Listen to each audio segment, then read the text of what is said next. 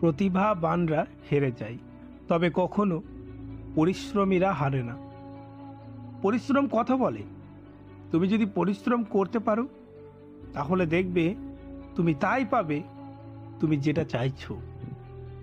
তুমি আজকে যা পেয়েছো সেটা তোমার অতীতের কর্মফল, আর তুমি আজকে যে কর্ম করবে সেটার ফল তুমি ভবিষ্যতে পাবে। পুরুষ কখনো নিজের জন্য কান্না করে না, পুরুষ কখনো নিজের জন্য পরিশ্রম করে না, পুরুষ কখনো নিজের জন্য ত্যাগ করে না। পুরুষ কান্না করে তখন যখন তার কাছের মানুষদের জন্য সব কিছু বিলিয়ে দেওয়ার পরেও সেই মানুষগুলো তার মূল্য দেয় না।